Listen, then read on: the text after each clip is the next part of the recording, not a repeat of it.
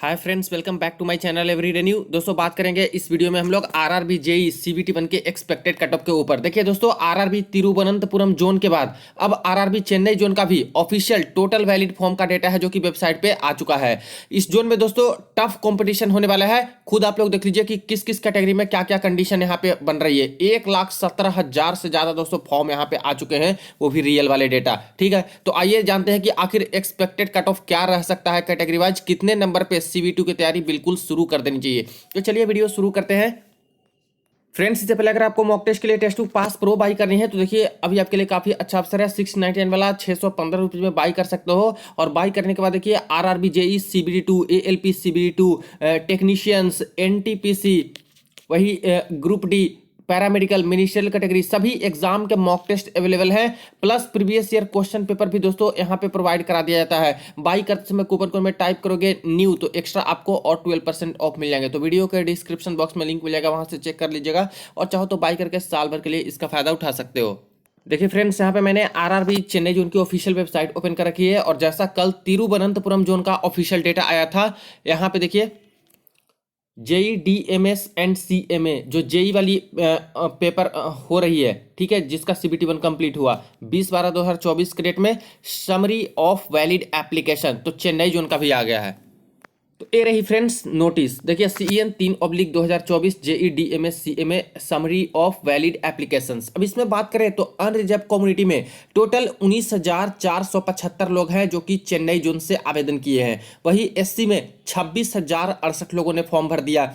ST में यहाँ पे ज्यादा नहीं है, 5528 लोगों ने ही फॉर्म आवेदन किया है। लेकिन ओबीसी में बहुत ही ज्यादा है, 62,899 कैंडिडेट ने ओबीसी में फॉर्म डाल दिया है। ईडब्ल्यूएस में बहुत कम, 3393 ही छात्र हैं जो कि भरे हैं। और टोटल मिला के देखा जाए तो 1,17,363 लोगों ने चेन्नई जोन में फॉर्म अप्लाई किया। वैकेंसी दोस्तों 600 प्लस है। और चूंकि वैकेंसी में टॉप 3 में चेन्नई जोन आता था, इसलिए फेमस भी जोन एक तरह से है। कट ऑफ मार्क्स भी प्रीवियस में थोड़ा सा लो गया था, इसको देखते हुए छात्र ने इस बार अच्छा खासा है जो कि फॉर्म डाल दिया है। एक्स सर्विसमैन में बात करें तो 329 लोगों ने यहाँ पे एक्स सर्विसमैन में भी फॉर्म डाला है। और जो पीडब्ल्यूबीडी दिव्यांग कैंडिडेट है उसमें हियरिंग इंपेयर्ड वाले 184 लोग आवेदन किए हैं। एलडी लोकोमोटर डिजेबिलिटी वाले 789 लोग यहाँ पे आवेदन किए हैं। यानी कैटेगरी वाइज देखा जाए तो इस जोन में दोस्तों फॉर्म की संख्या काफी अच्छी खासी है। तिरुवनंतपुरम जोन में तो सिर्फ 17,000 ही फॉर्म था दोस्तों सारे को मिला करके, और वहां पे कंपटीशन एक तरह से देखा जाए तो लो थी। कल एक्सपेक्टेड कट ऑफ का भी डिस्कशन किया था। अब चलिए इसके पूरा का पूरा एनालिसिस देखते हैं कि आखिर यहाँ पे कितना कट ऑफ रह सकता है और कितने कितने पर सीट कंपटीशन किस कैटेगरी में है। इससे पहले फ्रेंड्स एक बार हम लोग चेन्नई जोन की वैकेंसी टेबल को देख लेते हैं। तो यहाँ पे हर तरह की कैटेगरी की पोस्ट दी गई है और टॉप 3 में दोस्तों यहाँ पे ज्यादा वैकेंसी में ये जोन आती ही थी, यानी कि फेमस था ही इस बार चेन्नई जोन। यहाँ पे बात करते हैं तो टोटल जो वैकेंसी दिया गया है 273 वैकेंसी यूआर में ये आपका वैकेंसी दिया गया है। इसी तरह से हम लोग बात कर रहे हैं एससी कम्युनिटी में, तो एससी कम्युनिटी में 91 वैकेंसी है।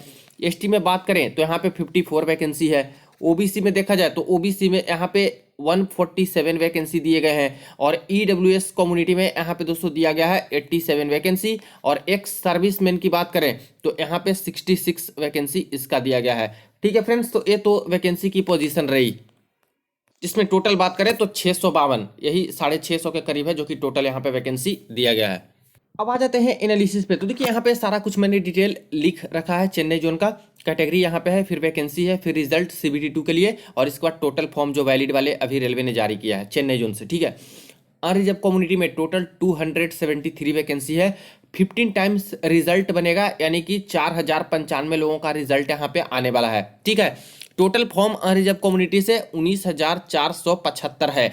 लेकिन फ्रेंड्स इस 19,475 लोगों में ही 4,000 लोगों का सिलेक्शन नहीं होने वाला है, क्योंकि यूआर मतलब अनरिजर्व है, तो बाकी कैटेगरी वाले छात्र भी इसमें कॉम्पीट करेंगे। और इसमें से भी सबसे ज़्यादा दोस्तों इसके चांसेस हैं, क्योंकि ओबीसी में इतना टफ कंपटीशन आजकल हो गया है कि ज़्यादातर ओबीसी वाले ही छात्र हैं जो कि यूआर में यहाँ पे अच्छे मार्क्स लाने वाले जाते नजर आते हैं। ठीक है, कोई भी भर्ती को निकाल के देखिएगा, बहुत ज़्यादा ओबीसी में ही कंपटीशन। और फॉर्म भी देख रहे हो, सबसे ज़्यादा दोस्तों आजकल ओबीसी में फॉर्म भरे जा रहे हैं। टफ कंपटीशन हो गया है एक तरह से, तो यहाँ कहीं ज़्यादातर चांस है जो कि इसमें कम्पीट करेंगे।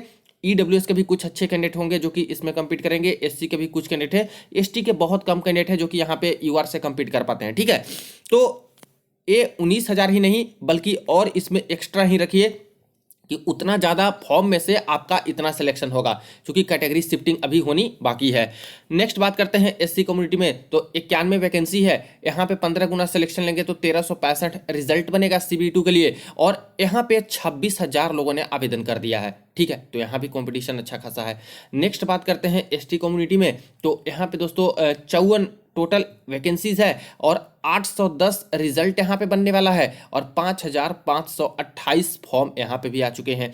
ओबीसी में 147 वैकेंसी है, 2205 लोगों का रिजल्ट बनेगा CBT में, और 62,899 लोगों ने सिर्फ ओबीसी से फॉर्म भर दिया। ईडब्ल्यूएस में 87 यहाँ पे वैकेंसी है, 1305 लोगों का रिजल्ट बनेगा, और फॉर्म सिर्फ और सिर्फ 3393। एक सर्विसमैन में 66 वैकेंसी है, 990 लोगों का रिजल्ट बनेगा, और फॉर्म कितने भरे गए हैं देख लीजिए थोड़ा, 329 सिर्फ। यानी एक सर्विसमैन में तो सभी के सभी का होने वाला है मिनिमम क्वालिफाइंग नंबर पे। एक बहुत बड़ा क्वेरी कल भी आ रहा था छात्र का, पहले की भी वीडियो में आ रहा था कि सर अगर एक सर्विस उनमें सीट खाली जाती है, जैसे यहाँ पे आपको नजर आ रहा होगा 990 लोगों का रिजल्ट देना है, लेकिन फ्रेंड्स 329 लोग ही तो हैं, तो इसमें से भी कुछ एब्सेंट ही रहे होंगे मान के चलते हैं, तो 300 भी मान के चले, तो बाकी जो 690 कैंडिडेट होंगे, ये 690 रिजल्ट कहां जाएगा, किसको मिलेगा ये रिजल्ट? क्या दूसरे को मिल सकता है? तो इसका आंसर है फ्रेंड्स यस, बिल्कुल भी दूसरे कैंडिडेट को मिलेगा। एक सर्विसमैन में क्या होता है फ्रेंड्स कि एक सर्विसमैन में आपके कैटेगरी होते हैं, यू आर एक सर्विसमैन, एससी एक सर्विसमैन, ऐसे करके, ठीक है, ओबीसी और एसटी, ये 4 तरह के कैटेगरी एक सर्विसमैन में होते हैं। तो किस कैटेगरी से कितना कितना चाहिए वो तो निकाल लेंगे लोग, जिस कैटेगरी की जितनी जितनी खाली रहेंगी, नहीं कैंडिडेट मिलेंगे, वो दोस्तों नॉर्मल कैंडिडेट में शिफ्ट कर देंगे। मान लेते हैं कि एससी में इन्हें 20 कैंडिडेट मिले और 40 की और जरूरत है और नहीं मिल रहे हैं, तो ये 40 दोस्तों एससी के नॉर्मल छात्र के खाते में यहाँ पे चला जाता है, और एससी से एक्स्ट्रा रिजल्ट ले लेते हैं। ठीक है, तो कैरी फॉरवर्ड नहीं होता रेलवे के रूल के अकॉर्डिंग। ये वैकेंसी एक सर्विसमैन की है, दूसरे कैटेगरी में एडजस्ट करा दिया जाता है जिस कैटेगरी से इनको नहीं मिल पाए कैंडिडेट। तो अगर यहाँ पे एक सर्विसमैन की संख्या बहुत कम है, इसका मतलब है कि दूसरे कैटेगरी में भी अच्छा खासा और अपॉर्चुनिटी है कि एक्स्ट्रा रिजल्ट आपको मिल सकता है।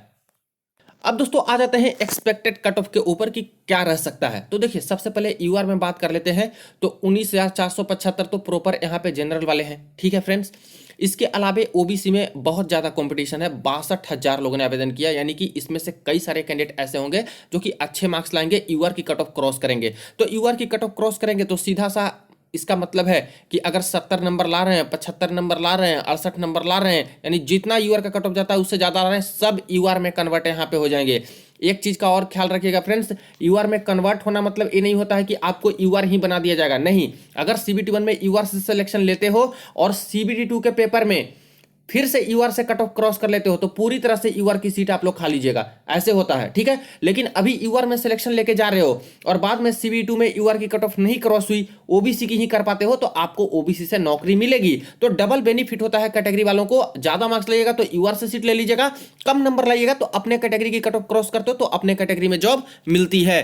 तो 19,000 प्लस इसमें से कई सारे छात्र यहां पे जाएंगे और भी कुछ कुछ कैटेगरी के जाएंगे, यानी कि ये ओवरऑल कंपटीशन है जो कि यूआर में अच्छा खासा रहने वाला है इस जोन से, और ऊपर से इतना ज्यादा पहले ही फॉर्म है। ठीक है, 4,000 का सिलेक्शन, यानी कह सकते हैं कि अभी तो डायरेक्ट देखा जाए सिर्फ जनरल में तो 5 का पर सीट कॉम्पिटिशन लग रहा है, लेकिन ये सब फैक्टर्स जो कैटेगरी शिफ्टिंग होगा इन सबको देखते हुए मुझे लग रहा है अब सारे के सारे तो कम्पीट नहीं कर पाएंगे ना यूआर से, कुछ ही परसेंटेज कर पाएंगे जो अच्छे बच्चे होंगे। तो मुझे लगता है कि ये 5 में एक कैंडिडेट का सिलेक्शन नॉर्मल में, और ऐसे में अगर कैटेगरी शिफ्टिंग कर दे तो 7 में ज्यादा हो सकता है कि 7 में एक कैंडिडेट का यहाँ पे सिलेक्शन होगा।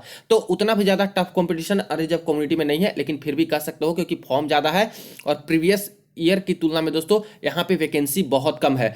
2018 में आपको मालूम होना चाहिए कि 1200 दोस्तों वैकेंसी था चेन्नई जोन का, 1200, और इस बार कितना है 650, सीधा दोस्तों करीब करीब आधा वैकेंसी है। कंपटीशन 5 साल में और बढ़ा है, तो क्या कट ऑफ कम जाएगी? मुझे नहीं लगता कि कम जाएगी। यहाँ पे दोस्तों थोड़ा सा अपर लेवल में कट ऑफ रहने वाली है, यानी कि 100 मार्क्स का आपका पेपर हुआ है, रॉ मार्क्स के बेसिस पे बात करें तो अनरिजर्व कम्युनिटी में करीब करीब आपके 60 से 64 मार्क्स के बीच में बन रहे हैं, कट छट के आ जाते हैं। तो समझिए कि आप लोग सेफ जोन में हो दोस्तों, और CBT2 की तैयारी में बिल्कुल भी लग जाइए आप लोग, सोचिए भी मत। ठीक है, क्योंकि दोस्तों अभी रॉ मार्क्स के बेसिस पे एक कट ऑफ डिस्कशन हो रहा है, तो नॉर्मलाइजेशन भी तो होना बाकी है ना।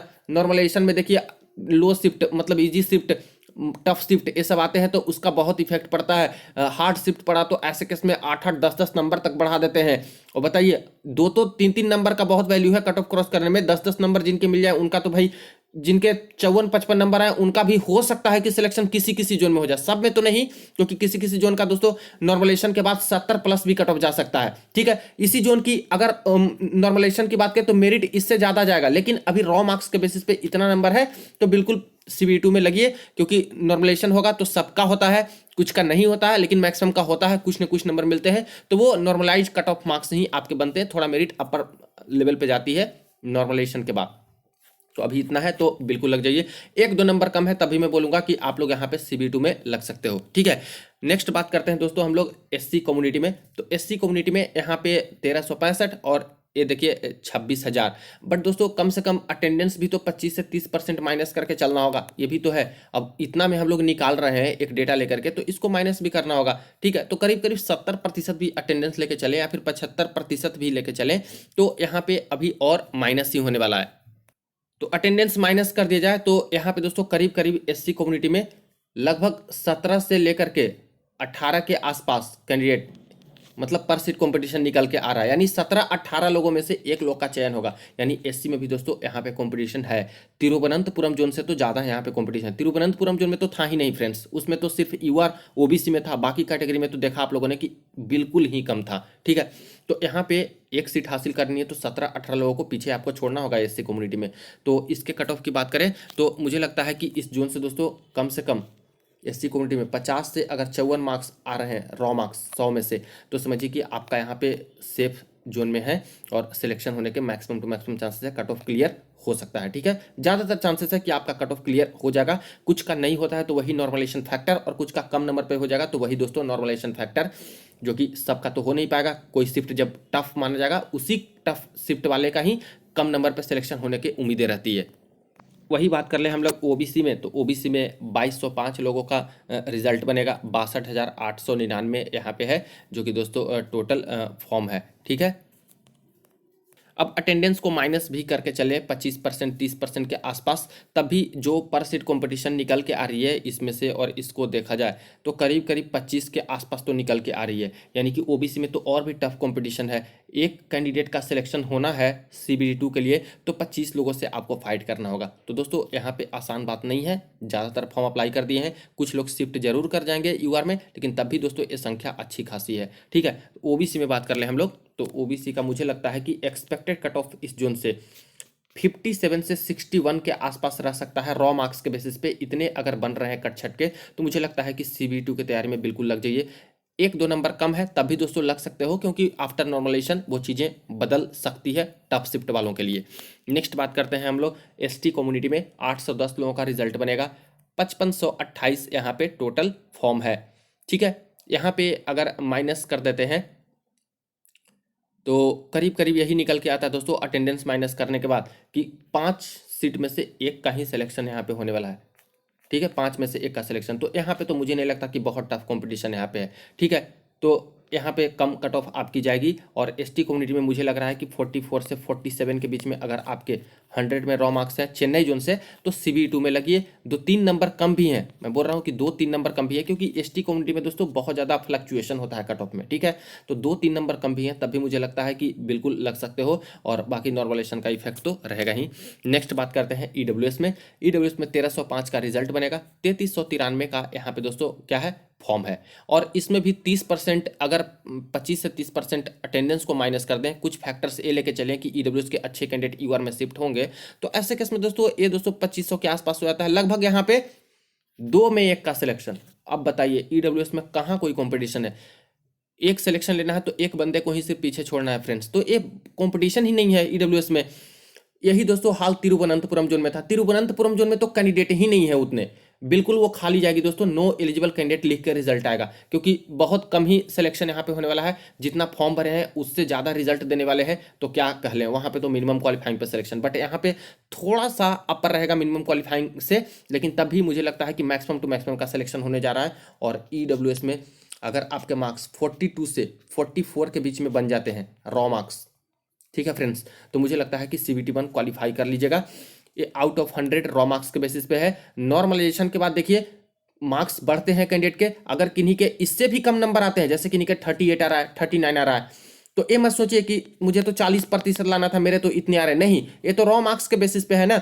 अभी नॉर्मलाइजेशन में मान लेते हैं कि जिनका 38 आया है उनको 10 नंबर और दे दे, 5 नंबर और दे दे, तो ये तो दोस्तों 43 44 तक चले जाएंगे, तो ये आउट ऑफ 100 नॉर्मलाइज में एक कट ऑफ क्लियर कर लिए हैं। ठीक है, तो ईडब्ल्यूएस में मुझे लगता है कि 40 से भी अगर नीचे किसी का है तो होप जरूर रखिएगा, वरना 42 से 44 के आसपास में तो सिलेक्शन होने के मैक्सिमम टू मैक्सिमम चांसेस आपके बनेंगे चेन्नई जोन से।